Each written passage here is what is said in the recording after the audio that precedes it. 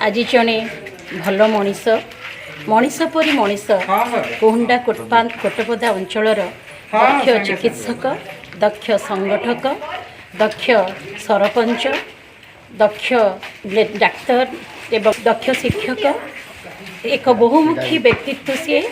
से बहुमुखी व्यक्तित्व संबंध में कौन बा कहबी मो चारिपटरे आम परिवार समस्त व्यक्ति झील ज्वाई हो बहु समस्ते प्राय उपस्थित अच्छा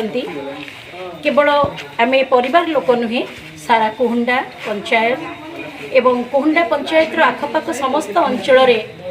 जमीती जहाँ ना धरले बास चहटी जाए महान व्यक्तित्व जनक से मोर पूज्य ससुर पादरे मोर अनेक श्रद्धांजलि ए पवित्र श्राद्ध तिथि अमर आत्मा सद्गति प्राप्त कर से परोपकारी से समस्त लोक स्नेह करती से जड़े मूलिया चाषी हो कि से बाचस्पति हूँ मुख्यमंत्री हूँ से जो जगह थे भी जो स्थान थे भी स्नेह सर्वदा सबुठी जेमिति समान जेमिति सूर्य सबुठी समान भाव तार किरण को ढाई दिए सेमिति पूज्य ससुर डॉक्टर प्रभुपद महांतीकर स्नेह श्रद्धा अकुंठ आशीर्वाद आम समस्त झरीबड़ू एतिकी मो निवेदन करी। आज डाक्टर प्रभुपद महांतीकर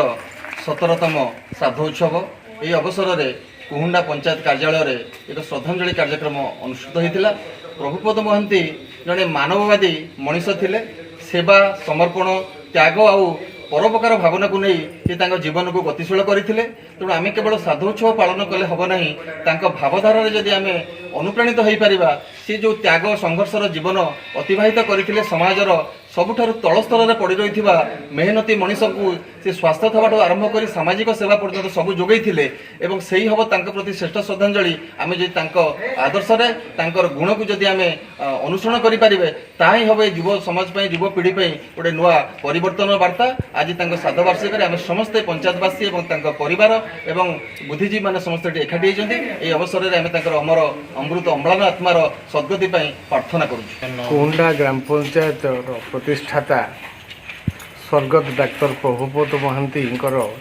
आज 17तम श्राद्धवार्षिकी पालन उत्सव यही पंचायत ऑफिस जो ऑफिस तांकर एक कृति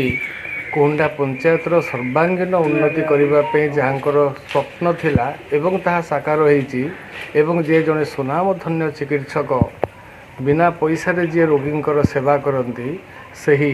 सेवा करुथिबा डाक्तरंकर आमर परम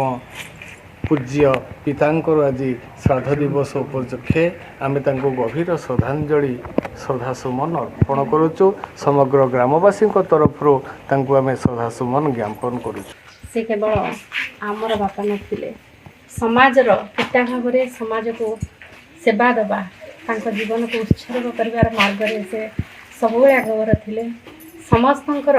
श्रद्धा प्राप्ति हो आत्मार उन्नति हो एवं आमको प्रेरणा मिलू आम पथर यात्री हो आज दिवस मोर एतिक।